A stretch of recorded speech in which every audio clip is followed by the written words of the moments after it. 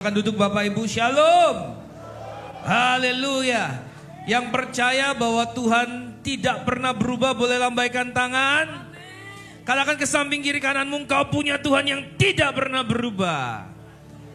Haleluya. Yesus itu dulu, sekarang, dan selamanya tidak berubah. Kalau dia bisa menolong kehidupan orang-orang percaya di waktu lalu, ia juga bisa menolong kehidupan Anda dan saya. Sekali lagi katakan ke samping kiri kananmu, Tuhan bisa menolong hidupmu. Hari ini apa yang menjadi permasalahan kita, Bapak Ibu dengar, kita punya Tuhan yang hidup, percaya, dan hidup di dalam tuntunannya. Engkau akan melihat pertolongan dan kekuatan Tuhan ia nyatakan di dalam hidupmu. Saya ingin bawa kita dalam sebuah perenungan bagaimana orang benar itu bersekutu. Ya, temanya adalah persekutuan orang benar. Katakan, persekutuan orang benar. Di dalam Kristus kita ini satu, amin. Kita ini keluarga, kita bersekutu. Tetapi harus ada cara hidup yang benar dalam persekutuan itu. Dan salah satu yang mau kita lihat adalah dari 1 Yohanes pasal yang pertama. Rasul Yohanes memberikan sebuah kesaksian dan ini menjadi sebuah bahan untuk kita membangun persekutuan orang benar. Mari kita baca bersama dalam 1 Yohanes pasal yang pertama. 2, 3. Apa yang telah ada sejak semula, yang telah kami dengar, yang telah kami lihat dengan mata kami, yang telah kami saksikan, dan yang telah kami raba dengan tangan kami tentang firman hidup, itulah yang kami tuliskan kepada kamu. Ayat 2. Hidup itu telah dinyatakan, dan kami telah melihatnya, dan sekarang kami bersaksi dan memberitakan kepada kamu tentang hidup kekal yang ada bersama-sama dengan Bapa dan yang telah dinyatakan kepada kami. Ayat 3. Apa yang telah kami lihat dan yang telah kami dengar itu kami beritakan kepada kamu juga, supaya kamu pun beroleh persekutuan dengan kami. Dan persekutuan kami adalah persekutuan dengan Bapa dan dengan anaknya Yesus Kristus. Dan semuanya ini kami tuliskan kepada kamu supaya sukacita kami menjadi sempurna. Kita mau punya sukacita sempurna, amin Bapak Ibu. Coba lihat samping kiri kanannya, sumpah sukacitanya sudah maksimal belum ya? Ya, sudah maksimal belum? Atau tanya, hari ini kamu sedang bersukacita atau tidak? Bapak Ibu, kita mau jadikan gereja menjadi tempat kita saling memperhatikan dan peduli. Amin. Kadang kita tampil rapi dan cakep dan cantik di gereja, akhirnya permasalahan hidup kita terpendam dalam dan rapi. Ya, padahal di gereja ini harusnya kasih dan kuasa Tuhan dinyatakan. Sesimpel dengan pernyataan sederhana, perkataan atau pertanyaan sederhana, kabarmu gimana hari ini? Dari small talks itu Bapak Ibu yang diurapi oleh Tuhan, kita bisa tahu apa yang menjadi kondisi kehidupan teman-teman kita, saudara kita, dan di situ kesempatan kita bisa mendoakan mereka, bisa memberikan kata-kata yang menguatkan, terutama firman Tuhan. Nah, ini yang menjadi persekutuan orang benar. Ya, sudah berapa lama Anda berjemaat di Eluzai Bapak Ibu? Ada mungkin yang dari awal-awal perintisan, ya, sekitar 40 tahun lebih. Dan kita terus mau membangun kehidupan berjemaat, ya, katakan ke samping kiri kanannya, ayo kita sama-sama membangun. Dan karena itu kita perlu memperhatikan tata cara, gimana kita bisa bersekutu dengan baik. Nah, Rasul Yohanes berkata, kami ingin membawa kamu masuk ke dalam persekutuan kami. Dan persekutuan itu bukan persekutuan karena hobi, karena punya kebutuhan yang sama, tetapi di sini kita melihat persekutuan yang dibangun adalah persekutuan dengan Bapa dan dengan anaknya Yesus Kristus. Artinya Bapak Ibu, gereja Tuhan adalah orang-orang yang bersekutu di dalam Yesus Kristus Tuhan. Di luar dasar itu Bapak Ibu, kita bukan gereja. Ya, kita punya hobi di sini. Ada bapak-bapak yang senang main pingpong, boleh. Kita punya klub bidang kesehatan ya, Bidang kesehatan yang main pingpong, dulu kita sering main futsal, besok ada kelas martikulasi. Ayo Bapak Ibu, anak-anaknya yang dirasa butuh, ya ini bukan karena soal nilai jelek, enggak, bukan. Tapi mempersiapkan untuk bisa jauh lebih baik lagi memasuki tahun ajaran yang baru. Silakan Bapak Ibu, anak-anak yang punya, Bapak Ibu yang punya anak-anak, dorong masuk kelas martikulasi. Ya, atau ada yang suka musik. Kita punya banyak kesukaan, kesenangan, kerinduan, kebutuhan.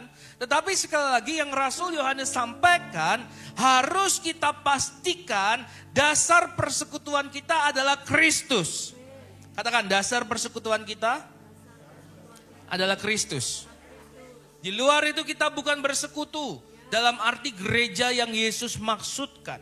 Persekutuan orang benar yang Tuhan mau. Karena itu kalau kita adalah saudara seiman, pastikan Yesus Kristus jadi satu-satunya Tuhan di dalam kehidupan kita. Amin. Satu kali saya pernah ketemu dengan seorang Bapak Ibu pengusaha. Di dalamnya itu dia punya foto Yesus. Tapi di sisi kantong lainnya dia juga punya foto tokoh-tokoh agama yang lain. Dia bilang mereka bersatu menolong saya. Wah, kita tidak seperti itu ya Bapak Ibu. Ya, sekali Yesus tetap Yesus. Sekali Yesus, selamanya Yesus. Harapanku tak akan hilang. Karena kasih-Nya sekarang ku ada. Oh Yesusku, ku cinta Kau selamanya. Nah Rasul Yohanes bilang persekutuan orang benar itu didasari Kristus. Tetapi bagaimana ada model persekutuan dengan Kristus yang didasari oleh Kristus? Ada kalau nggak ada orang yang menyaksikannya. Makanya 1 Yohanes pasal 1, sebelum Rasul Yohanes bilang, aku mau bawa kalian masuk ke dalam persekutuan kami, Rasul Yohanes harus menyaksikan siapa Kristus, apa yang ia bisa lakukan, supaya orang bisa tahu bahwa apa yang dibangun di dalam Kristus itu berfaedah. Dunia nggak kenal Yesus Bapak Ibu. Dunia butuh orang yang kenal Yesus terlebih dahulu, bersaksi kepada mereka, mengapa kita harus percaya Yesus Kristus. Karena itu lihat Bapak Ibu, Yohanes menyaksikan pengalaman hidupnya. Katakan, pengalaman hidup. Dia bilang seperti ini, apa yang telah ada sejak semula, yang telah kami dengar, yang kami lihat dengan mata kami, yang telah kami saksikan dan yang telah kami raba dengan tangan kami. Artinya ia menyaksikan bahwa Yesus hidup. Katakan Yesus hidup. Gereja Tuhan harus dibangun. Kata Paulus, dibangun seperti kita membangun. Dan Kristus adalah dasarnya. Dan tiap-tiap orang harus mau dibangun rapi di atasnya.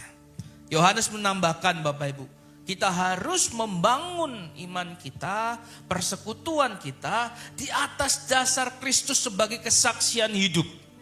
Saya ingin sampaikan keluarga kita nggak akan pernah tahu apa pentingnya Kristus Yesus kalau kita nggak menyaksikan. Ke istri kita, ke pasangan kita, ke anak-anak kita, mereka nggak akan pernah mengerti kalau kita nggak pernah menyaksikannya. Sesederhana ketika kita mau mengajarkan anak kita gosok gigi Bapak Ibu. Bapak Ibu masih ingat gimana cara ngajarin anak gosok gigi? Apakah kita pakai instruksi, nak ambil sikatmu. Yang kedua, itu di situ ada odolnya. Yang ketiga, pencet odolnya 1 senti aja. Yang keempat, baru gosok gigi. Gosok gigi harus rata di depan, ke dalam, ke kanan. Jangan lupa lidahnya juga disikat. Bisa sih, tapi lebih efektif kalau ketika kita ngajarin anak kita, kita ada di sebelahnya, lalu nunjukin cara sikat gigi yang benar. Siapa yang melakukan seperti itu? Yang nunjukin cara gosok gigi yang benar dengan cara dilakukan. Saya rasa banyak Bapak Ibu yang kita melakukan dengan seperti itu. Kita memberikan teladan. Kita memberikan panduan langsung ketika kita menyikat gigi. Nah, sama dengan Kristus. Sama dengan iman. Ya.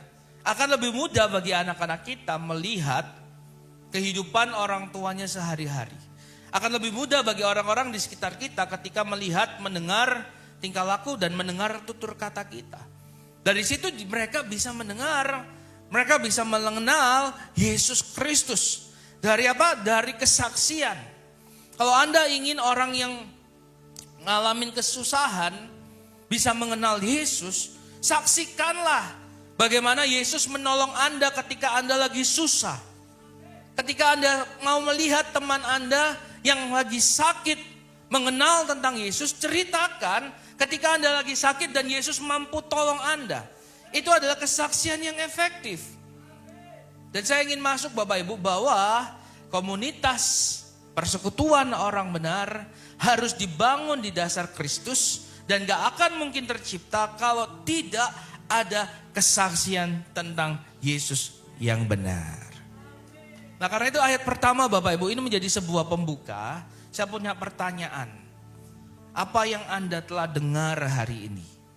Anda lihat, Anda rasakan tentang Yesus yang katanya adalah Tuhan dan Juru Selamat. Hanya sebatas apa yang Anda dengar, Anda lihat, Anda rasakan, hanya sebatas itu yang bisa Anda saksikan. Saya masuk ke bagian yang kedua, kita tidak dapat membagikan apa yang kita tidak miliki. Orang bisa tahu Bapak Ibu, sekali lagi, orang bisa tahu kita sedang menceritakan teori, atau sedang ngomong doang, atau kita ngomongin pengalaman hidup. Amin. Kita perlu mengalami, sehingga kita bisa menceritakan, membagikan kesaksian. Ditambah lagi urapan Roh Kudus, faktor terutama dalam kita bersaksi, itu akan membuat orang mengalami transformasi. Sekali lagi kita tidak bisa membagikan apa yang tidak kita miliki. Kalau saya sebagai orang tua terus-terusan di depan anak saya ngomong keras Bapak Ibu, ngomong tidak dijaga, saya nggak bisa marah ke anak saya suatu hari ketika dia ngomong keras atau ngomong kasar. Ketika saya marahin mereka, mereka akan balik. Tuh, papa juga gitu. Atau di satu momen ketika saya nggak sadar ada anak-anak yang mengamati, saya ngomong keras, saya ngomong kasar, anak-anak akan berkata, papa bisanya cuma ngomongin kami aja, marahin kami aja, tapi papa sendiri ngomong keras, ngomong kasar. Kita tidak bisa membagikan apa yang tidak kita miliki. Kenapa Bapak Ibu? Karena di samping orang itu bisa mengetahui, orang lain bisa menilai, ada para pendakwa. Ya, iblis itu senangnya mendakwa Bapak Ibu. Ya, iblis itu senangnya apa? Mendakwa. Dan dia tahu Bapak Ibu ke titik-titik lemah kita. Dia tahu. Dan dia senang banget melemahkan iman orang percaya dengan tuduhan dan dakwaannya. Nah, saya ingin menguatkan di sini Bapak Ibu, kalau Anda sedang dalam proses berubah, belajar, jangan gampang patah semangat. Yes, iblis itu memang mendakwa. Tetapi kita punya Tuhan yang besar, amin. Bagi Anda yang jatuh, bagi Anda yang gagal, iblis senang ngomong gini nih, tuh. Kan, memang kamu dasarnya gitu. Gak mungkin bisa. Atau ketika Anda sudah mulai belajar untuk tadi, tidak ngomong kasar. Iblis mencoba ngomong, alah, pencitraan. Bapak Ibu, iblis senang menuduh, ini iblis senang untuk mendakwa. Tetapi ingat Bapak Ibu, kita punya Tuhan, dan kalau kita mau rindu, ya, kita rindu untuk diubah, Tuhan lebih rindu untuk mengubah kita. Tetapi sifatnya tidak bisa sepihak. Katakan, tidak bisa sepihak. Dari pihak Tuhan, Tuhan selalu rindu. Tuhan selalu mau kita ngalamin kasih dan kuasanya, kita terus diubah serupa dengannya. Tuhan itu rindu. Tapi ingat, tidak bisa sepihak. Ya. Kayak cinta kita Bapak Ibu dengan pasangan, nggak boleh bertepuk sembarangan. Nggak boleh sepihak. Dari sisi Tuhan ada yang Ia kerjakan, dari sisi kita juga harus kita kerjakan. Tetapi sekali lagi kita nggak bisa bagikan apa yang tidak kita miliki. Karena itu kalau Anda mau jadi saksi Kristus, sekali lagi saya katakan kalau kita mau menjadi saksi Kristus, jangan nanggung-nanggung, amin. Alami dia secara pribadi. Alami proses bagaimana kita dari lumpur dosa, Tuhan benar-benar dengan kuasanya, dengan kasihnya mengubahkan kita, membaharui kita. Dan itu jadi kesaksian yang luar biasa. Rasul Yohanes berkata, hidup itu telah dinyatakan. Dan kami telah melihatnya dan sekarang kami bersaksi dan memberitakan kepada kamu tentang hidup kekal. Yang ada bersama-sama dengan Bapa dan yang telah dinyatakan kepada kami. Kita harus benar-benar bisa ngalamin kasih kuasa Tuhan. Yang menjanjikan hidup yang kekal. Yang dunia itu pingin, yang dunia itu butuhkan. Tapi sekali lagi, jangankan hidup kekal nanti di sorga Bapak Ibu. Kalau kita tidak bisa melihat perubahan nyata di tengah dunia ini Bapak Ibu. Bagaimana Tuhan mentransformasi kehidupan kita, pertanyaannya. Apakah benar kita mengalami kasih dan kuasa Tuhan?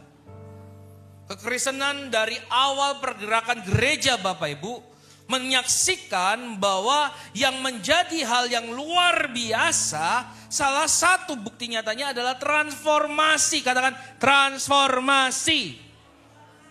Kalau Anda benar-benar ngalamin kasih dan kuasa Tuhan, hasilnya harus nyata, yaitu sebuah perubahan. Dan ini sifatnya luas Bapak Ibu. Saya sedang tidak mau bahas itu lebih detail, tapi saya ingin memberikan kita dorongan. Ada harapan di dalam Tuhan terjadi perubahan hidup. Karena itu Alkitabiah Bapak Ibu lihat Yohanes, Petrus itu dinilai, dikenal sebagai orang-orang biasa. Tapi di awal kitab Kisah Para Rasul mereka bisa membuat orang-orang terdidik. Para pengadil-pengadil mereka di sidang Yerusalem itu terdiam Bapak Ibu. Gak bisa bicara. Katakan samping kiri kananmu, engkau mungkin orang biasa, tapi engkau punya Tuhan yang luar biasa. Amin. Ayo kita mau percaya bahwa kita punya Tuhan yang dahsyat. Kita punya Tuhan yang sanggup mengubah, yang sanggup menolong kehidupan kita. Apalagi yang dibutuhkan Bapak Ibu selain dari harapan. Orang bisa tidak punya apapun, tapi ketika mereka masih punya harapan Bapak Ibu, wow, super power. Mereka bisa melakukan terobosan hal-hal yang gak mungkin ketika mereka masih punya harapan. Harapan itu penting. Sebaliknya Bapak Ibu, orang yang masih punya apa-apa, segala hal tercukupi, fasilitas punya, tapi gak punya harapan. Seakan gak akan ada lagi hari esok. Walaupun mereka masih punya banyak hal. Jadi harapan itu penting dan saya ingin sampaikan harapan di dalam Tuhan tidak akan mengecewakan kita. Tuhan memberikan kita harapan. Katakan samping kiri kananmu, kamu masih punya harapan. Tambahkan lagi karena kamu masih punya Tuhan. Tuhanlah harapanmu. Ini yang Rasul Yohanes sampaikan. Dunia dalam kegelapan, kalau kita baca, Rasul Yohanes konsisten. Ketika dia buka dalam kitab Injil Yohanes, pasal 1 dia buka dengan kata-kata pada mulanya adalah terang. Terang itu sesuatu yang tidak bisa kita hasilkan Bapak Ibu. Dan Tuhan menampilkan dirinya adalah terang. Dan Yohanes bilang ini yang dibutuhkan dunia. Dunia butuh terang, dunia butuh harapan. Dan itu kita temukan di dalam Tuhan. Dan sekali lagi katakan samping kananmu, katakan engkau punya Tuhan. Masih ada harapan. Amin. Nah karena itu Bapak Ibu, mari kita mau menyaksikan Tuhan. Orang yang menyaksikan Tuhan dalam konteks yang saya sampaikan adalah orang yang ngalamin. Katakan, alami Tuhan secara pribadi. Karena hanya yang mengalami secara pribadi dia bisa ngomong. Dan ini gak perlu disusun-susun Bapak Ibu.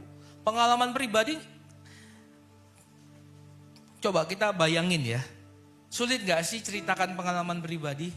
Enggak. Gak perlu disusun khotbah, gak perlu disusun ini pakar siapa yang menguatkan pengalaman pribadi, gak perlu. Namanya apa Bapak Ibu? Pengalaman pribadi. Pengalaman pribadi, apalagi Bapak Ibu kita ngalamin Tuhan di dalam pengalaman pribadi itu. Anda akan gampang ceritain bagaimana waktu itu saya tidak punya harapan. Tapi ada suara Tuhan berbicara. Dan tiba-tiba ada sebuah keyakinan, kekuatan dan saya mencoba lagi. Dan puji Tuhan saya ditolong Tuhan dan sampai selesai. Tidak sulit menceritakan sebuah pengalaman. Anda juga tidak perlu kursus bagaimana untuk menceritakan sesuatu dengan baik. Kursus public speaking, kursus storytelling. Kalau Bapak Ibu mau silakan itu lebih bagus lagi. Tetapi sekali lagi tidak perlu effort yang lebih untuk menceritakan pengalaman pribadi. Menceritakan pengalaman orang butuh effort. Anda harus ingat detailnya. Jangan sampai keliru orangnya, penamaannya. Tapi menceritakan pengalaman pribadi nggak sulit. Katakan ke samping kiri kanan, nggak sulit. Ingat ya, persekutuan orang benar dibangun di atas Kristus dan harus ada orang yang menyaksikan tentang Kristus. Jadi mari Bapak Ibu, saya mendorong setiap kita di tengah keluarga kita, di tengah komsel. Ya. Komsel mana suaranya?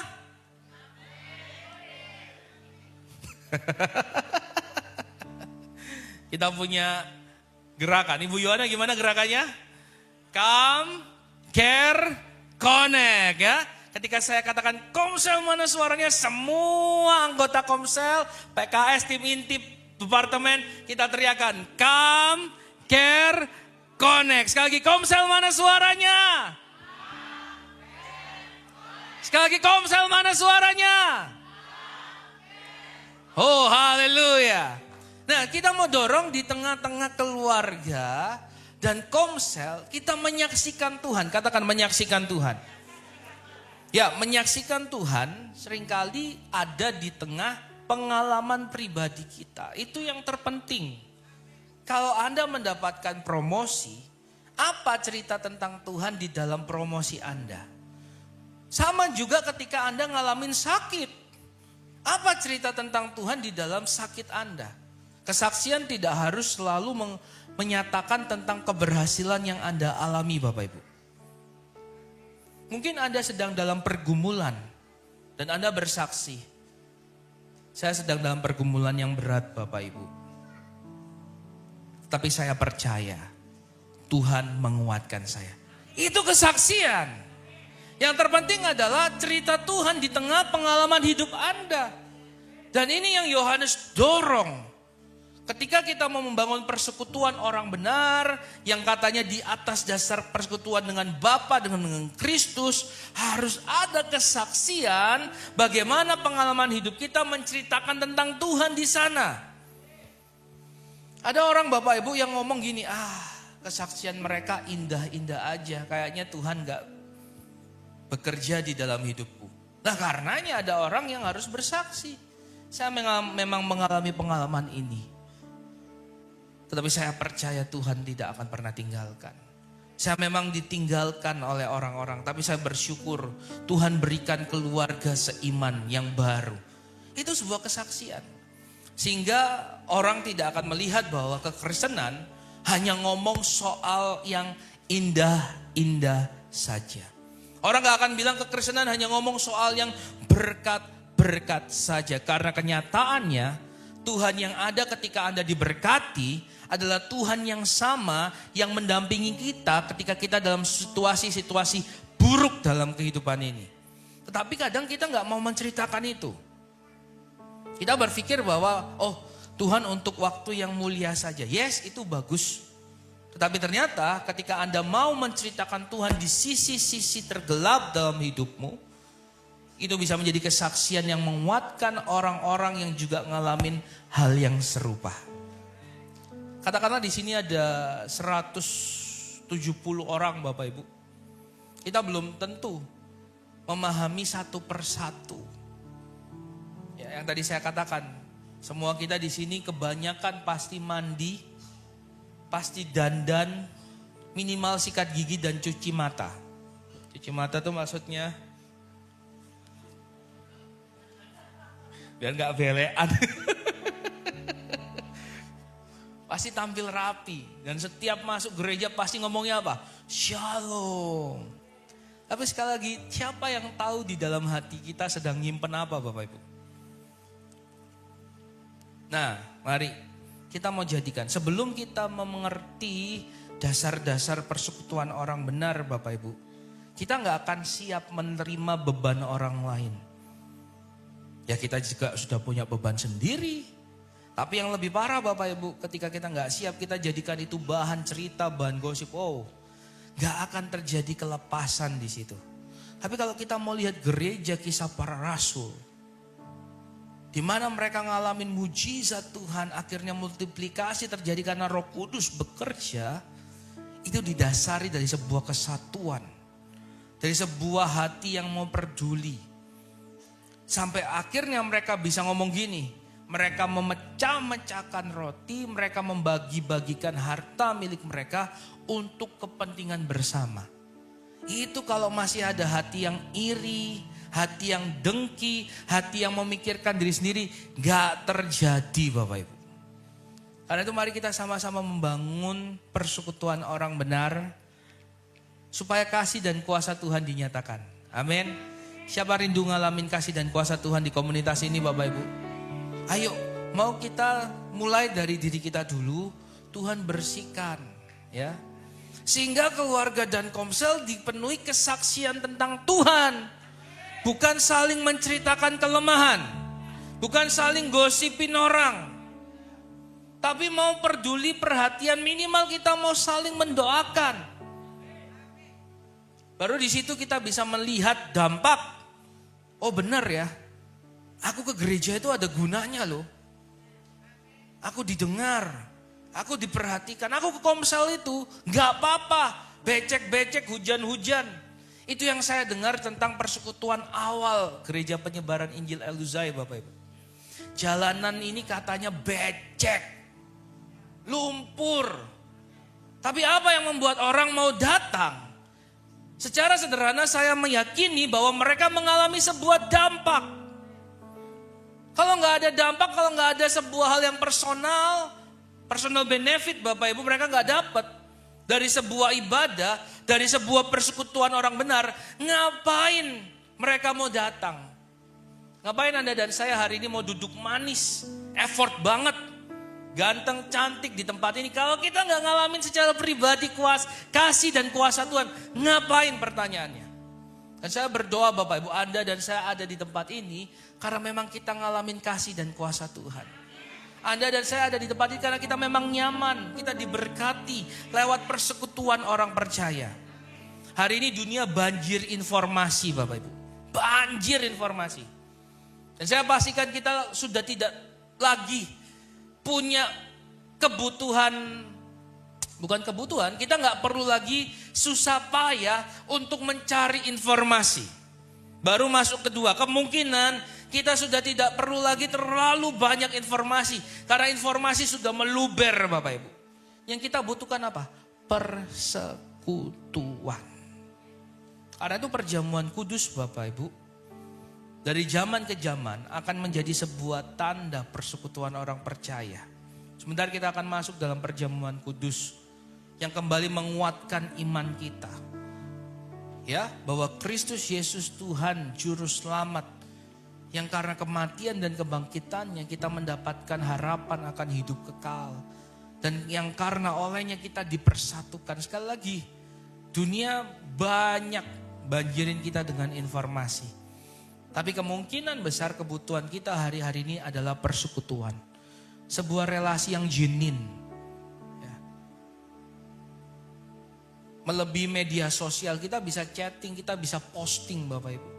Tetapi sapaan yang real, yang hari ini Anda mungkin dapatkan dari tim Aser, shalom, jabat tangan yang hangat, senyuman yang manis. Jangan-jangan itu yang dibutuhkan.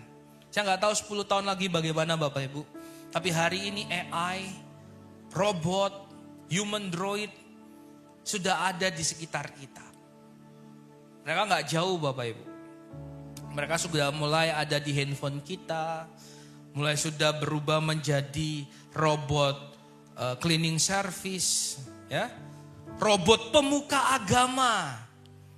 Hari ini saya baru tadi di pagi hari saya lihat beberapa agama sudah punya AI mereka. Ini resmi Bapak Ibu. Sudah diinputkan database tentang kitab-kitab mereka, panduan-panduan mereka, konsili-konsili sudah dimasukkan. Jadi sudah ada AI. Tapi sekali lagi kebutuhan akan relasi, persekutuan, kemungkinan, ini saya ngomong kemungkinan Bapak Ibu, tidak akan pernah terganti. Dan itu yang Kristus tawarkan. Itu yang Yohanes saksikan. Kami mau membawa engkau masuk dalam persekutuan kami. Persekutuan dengan Bapa dan anaknya yaitu Yesus Kristus. Dan di tengah persekutuan ini engkau akan mengalami kasih dan kuasa Tuhan. Dan sekali lagi itu bisa dibangun ketika ada orang-orang yang mengalami Tuhan secara pribadi. Jadi pertanyaannya, maukah Anda dan saya mengalami Tuhan secara pribadi? Maukah kita menyaksikannya? Karena itu modal. Keluarga dan komsel akan menyaksikan Tuhan. Generasi ke generasi perlu mendengar kesaksian tentang Tuhan. Dan tidak akan pernah terdengar kalau Anda dan saya tidak mau ambil bagian itu. Jadi ke samping kiri kananmu katakan, ayo bersaksi. Yang tadi dikatakan ayo bersaksi, ngomong dulu ke sebelahnya juga, katakan kalau gitu kamu harus alami. Ya, alami dan saksikan. Itu kuncinya. Kita nggak bisa membagikan apa yang tidak kita miliki. Nah, apa yang Yohanes kemudian saksikan, ini penekanan. Ya, saya tidak akan bahas lebih detail Bapak Ibu, selain daripada apa yang Yohanes sampaikan ini. Ini sebuah pengalaman pribadi, ini nggak perlu ditafsir lagi. Ini adalah persekutuan orang benar yang Tuhan ilhamkan kepada Yohanes. Persekutuan yang dibangun di atas dasar Kristus. Harus ada orang yang menyaksikan. Dan seperti apa persekutuan itu? Kita akan baca bersama ayat 5, 2, 3. Dan inilah berita yang telah kami dengar dari Dia dan yang kami sampaikan kepada kamu. Allah adalah terang dan di dalam Dia sama sekali tidak ada persekutuan. Orang benar adalah persekutuan yang menyatakan terang Allah. Katakan, menyatakan terang Allah. Nah, di dalam kekristenan kita selalu dapati konsep ini, bahwa gelap dan terang tidak dapat bersatu. Katakan, gelap dan terang tidak dapat bersatu. Nah, lebih praktis Yohanes jelasin. Jika kita katakan bahwa kita beroleh persekutuan dengan Dia, namun kita hidup di dalam kegelapan, kita berdusta dan kita tidak melakukan kebenaran. Yang saya warnai merah muda itu adalah yang kontradiksi. Itu yang tidak benar. Itu kehidupan yang dua alam. Ya, Minggu di gereja, Senin, Selasa, Rabu, Kamis, Jumat, Sabtu di dunia. Waktu di gereja sorgawi, tapi Senin, Selasa, Rabu, Kamis, Jumat, Sabtu nerakawi. Gak boleh. Yohanes bilang bahwa kalau kita benar-benar bersekutu dengan Dia, Dia itu Yesus Kristus, Tuhan kita, kehidupan kita dimanapun harus sama. Menyatakan kemuliaan Tuhan. Menyatakan terang Tuhan. Hidup di dalam terang Tuhan. Artinya apa? Hidup kita dari hari ke hari harus terus mencerminkan kebenaran firman Tuhan Bapak Ibu. harus terus mencerminkan pribadi Kristus Yesus. Katakan kiri kananmu, engkau serupa dengan Kristus. Kemarin saya bagikan Bapak Ibu. Kita serupa dengan Kristus, amin. Kita anak terang, amin. Kita orang benar, amin. Kalau ibu-ibu di pasar, lalu nawar, penjualnya gak ngasih harga yang ibu tawar, jangan marah-marah. Amin ibu-ibu. Bapak-bapak juga gitu. Kita anak terang, amin. Kita orang benar, amin bapak-bapak. Kalau kita lagi berkendara di jalan, tiba-tiba ada yang nyalip dengan seenaknya, kita gak boleh meso-meso.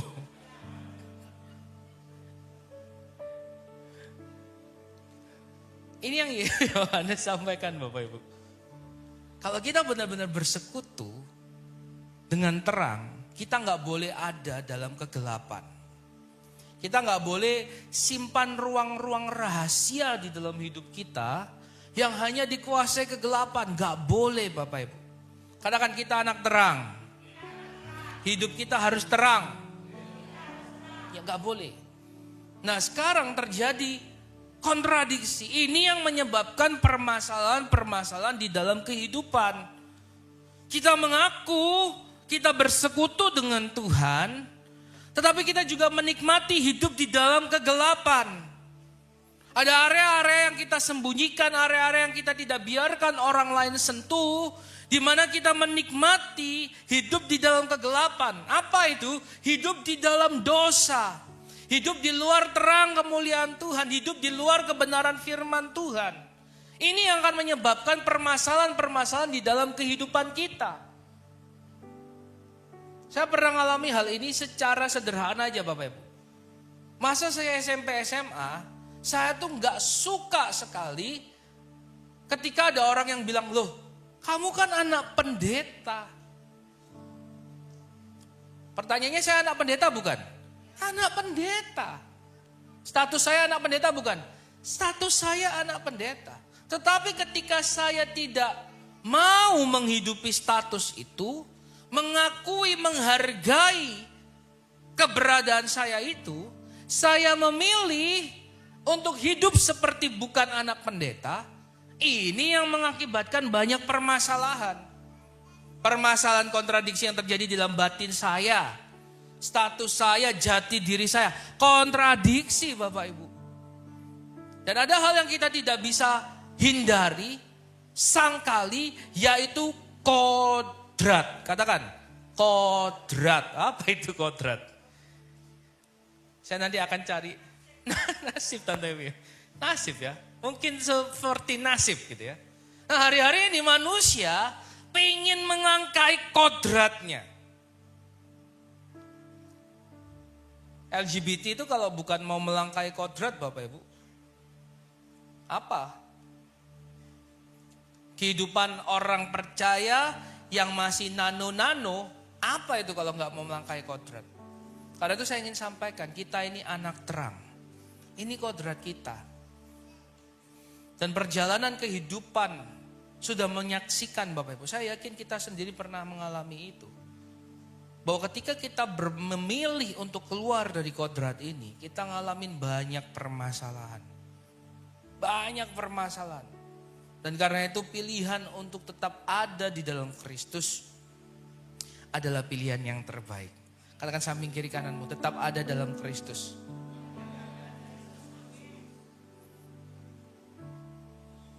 Setiap kita punya alasan masing-masing kenapa kita mau lepas dari kodrat kita.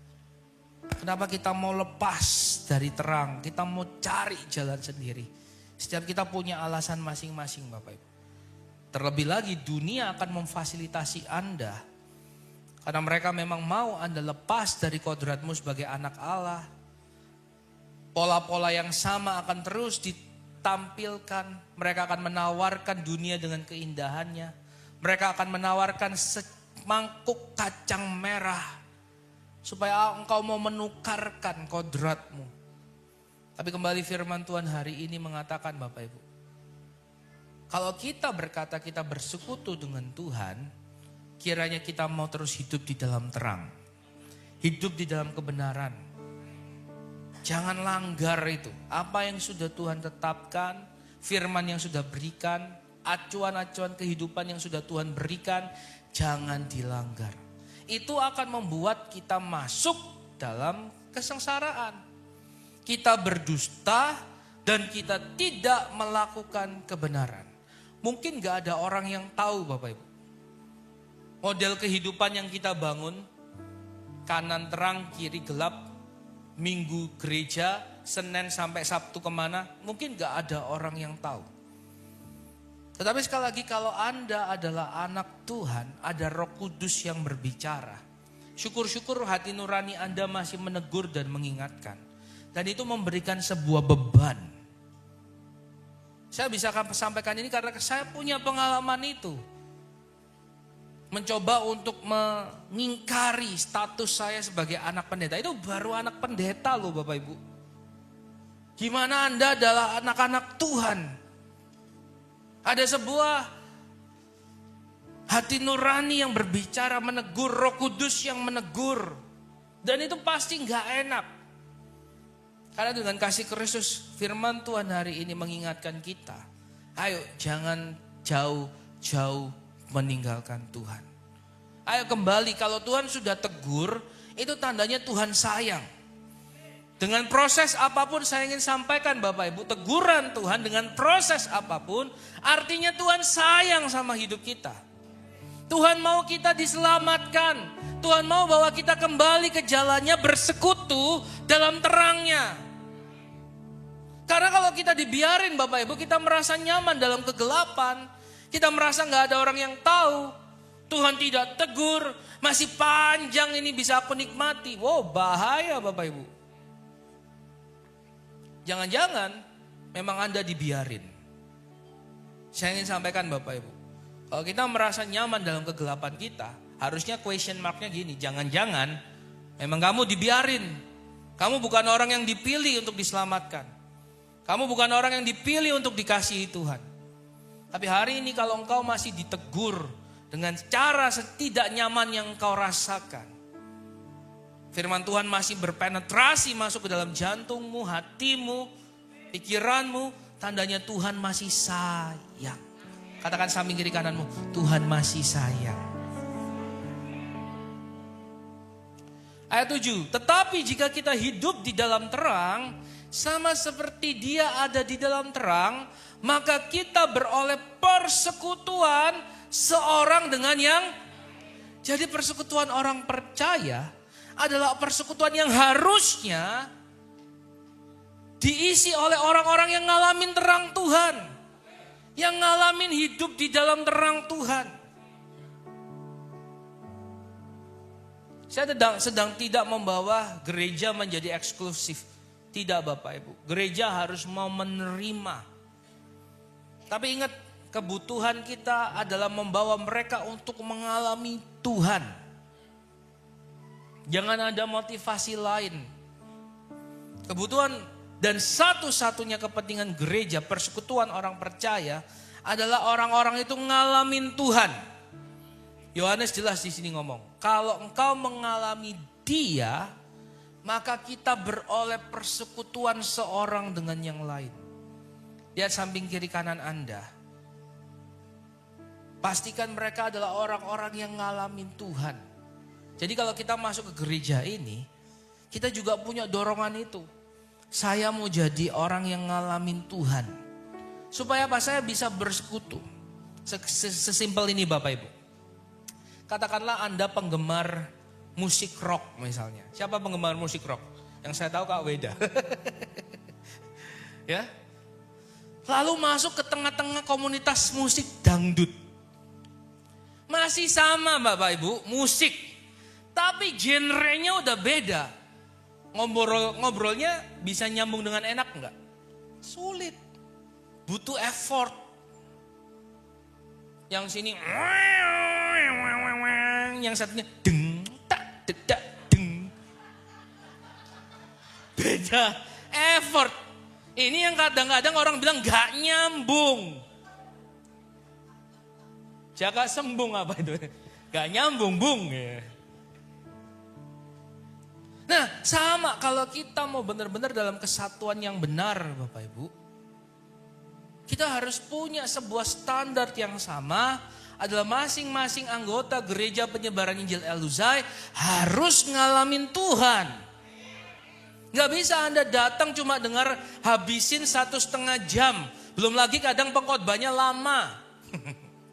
Kalau Anda gak ngalamin secara pribadi, gak ada progres. Gak ada pertumbuhan di dalam Tuhan, gak ngalamin terang. Yang rugi Anda sendiri Bapak Ibu. Anda akan merasa asing di tengah terang kemuliaan Tuhan ini. Jadi saya dorong Bapak Ibu demi kasih Kristus. Ayo alami Tuhan secara pribadi. Alami kasih dan kuasa Tuhan secara pribadi.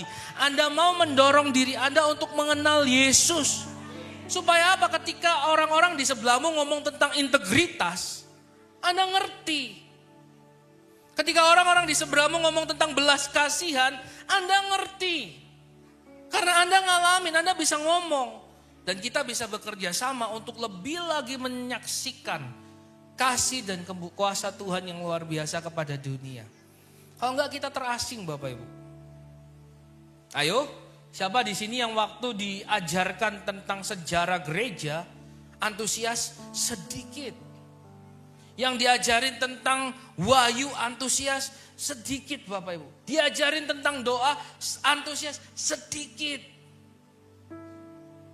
Karena itu mari kita kembali. Ayo bangunkan lagi semangat untuk bersekutu. Amin. Supaya nyambung. Supaya kata dunia sekarang ada chemistry. Spirit to spirit. Ya. Ya, supaya kita nyambung dalam roh. Ya, kalau kita nggak mau bangunin manusia roh kita, nggak connect. Karena gereja ngomong tentang yang roh juga Bapak Ibu. Ayo bangkitkan, ayo katakan samping kiri kananmu, bangkitkan manusia rohmu. Nah, apa yang harus dilakukan di tengah persekutuan orang percaya? Saya undang tim Praise and Worship maju ke depan. Kita akan sama-sama mempersiapkan diri untuk masuk dalam perjamuan kudus. Yaitu kesadaran akan dosa. Katakan kesadaran akan dosa. Kita perlu punya kesadaran akan dosa. Karena kalau kita nggak sadar itu dosa, kita gasak terus Bapak Ibu. Karena banyak sisi hal-hal daging, hal-hal lahiriah, dosa itu memuaskan keinginan. Itu hal-hal yang enak di depan. Karena itu kesadaran akan dosa harus kita tingkatkan juga. Ayat 8, jika kita berkata bahwa kita tidak berdosa, maka kita menipu diri kita sendiri dan kebenaran tidak ada di dalam kita.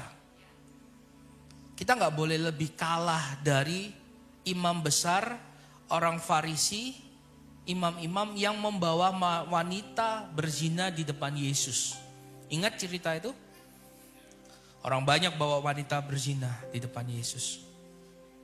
Guru, wanita ini kedapatan berzina. Menurut hukum Musa, dia harus dirajam sampai mati. Apa yang harus kau lakukan, Guru? Oh, Yesus diuji, Bapak Ibu. Tahukah Yesus bilang apa? Yang tidak pernah berdosa, lempar batu pertama kali. Siapa yang lempar Bapak Ibu? Enggak ada. Artinya imam orang Farisi yang mencobai Yesus, mereka tahu juga mereka berdosa. Kita nggak boleh lebih kalah dari mereka Bapak Ibu. Kita mengakui Yesus Kristus Tuhan, amin. Tapi kalau kita lebih sering membawa rekan kita untuk dihakimi, sama kita dengan orang Farisi. Malah lebih kalah kita. Orang Farisi nggak mengakui Yesus Tuhan. Lalu kalau kita merasa kita yang lebih baik dari orang lain, kalah kita dari orang Farisi. Orang Farisi nggak mengakui Yesus Tuhan. Kita mengakui Yesus Tuhan, tapi kita merasa lebih dari sesama kita, merasa tidak punya salah dan dosa, kalah kita Bapak Ibu.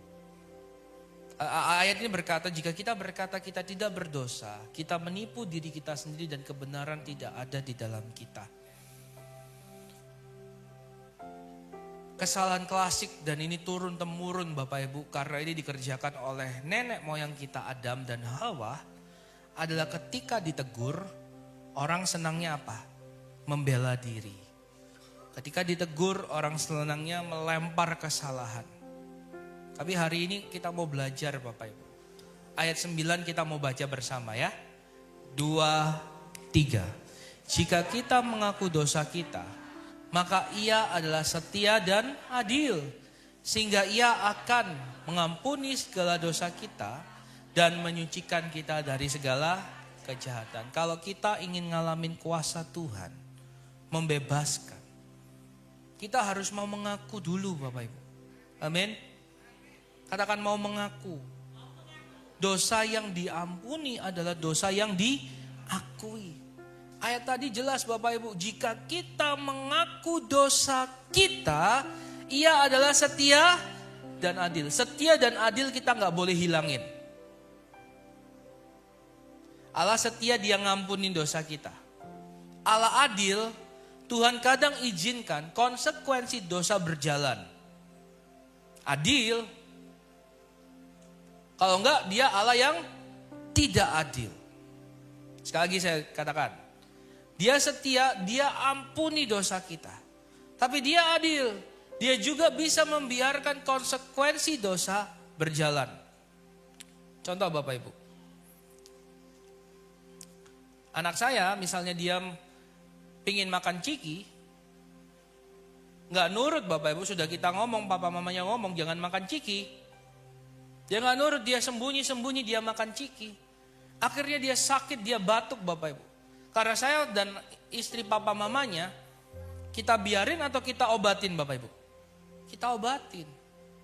Tapi konsekuensi dia harus ngalamin kondisi batuk, demam, itu sesuatu yang kita nggak bisa kontrol. Karena ada konsekuensi yang dia lakukan yang harus ia tanggung dan dia rasakan. Kami hanya bisa memberikan langkah preventif yang kadang tidak dimengerti oleh anak. Sama kita dengan Tuhan seperti itu. Tuhan bilang jangan ini, jangan itu, jangan itu. Tapi kita tetap lakukan karena kita tidak berdaya. Karena kita belum melatih diri kita untuk benar-benar tangguh di dalam firman, kuat dalam iman. Kita kalah lagi dengan godaan, dengan cobaan. Engkau mengaku dosa, Tuhan itu Tuhan yang setia. Gak dibiarin. Dosamu semerah kemirsi, diputihkan seputih salju. Tetapi ada hal-hal yang gak bisa Tuhan juga cancel semena-mena. Mentang-mentang dia Tuhan, dia Bapa kita, gak bisa. Apa buktinya? Untuk mengampuni dosa Anda dan saya, harus ada pribadi Yesus mati di kayu salib. Apa gak karena konsekuensi itu Bapak Ibu? Gak bisa. Loh kalau kita berpikir loh Tuhan kan maha kuasa. Ya gampang aja kayak Thanos gitu ya. Tinggal snaps. Dosa manusia hilang, hapus. Bisa gak? Bisa. Tapi sekali lagi dia Tuhan yang setia dan adil. Gak mentang-mentang dia Tuhan, dia ngelakuin semua seenaknya sendiri. Enggak. Ada proses yang Tuhan juga izinkan. Tetapi dengar, ini adalah keistimewaan Anda dan saya. Dia tidak biarkan kita tergeletak. Amin Bapak Ibu. Bahkan ayat berkata dia tidak menangguhkan dosa kita sejadi-jadinya, setimpal dengan pelanggaran kita. Dari sisi Tuhan dia sudah kerjakan hal yang maksimal. Tapi kalau selangkah itu aja, kita masih menuntut Tuhan. Kita masih bilang Tuhan itu jahat. Aku cari pertolongan di luar Tuhan, yo iso. Enggak Tuhan-Tuhanan. Selesai. Kita mau ngomong apa lagi Bapak? Alkitab sudah jelasin. Dia gak mungkin biarin kita tergeletak. Dia gak mungkin memberikan kita setimpal dengan pelanggaran kita. Bahkan dia mati di kayu salib. Bahkan ayat lain berkata kalau kau dicobai bersabar. Karena Tuhan sudah sediakan jalan keluar. Tapi sekali lagi kalau selangkah itu aja. Yang maaf. Ini bukan karena kesalahan orang lain. Tetapi karena keterbatasan kita sendiri. Kita masih gak mau ambil tanggung jawab dan bertobat. mengaku dengan penuh kerendahan hati bahwa kita harus merubah cara hidup, cara langkah kita, ya kita mau bilang apa?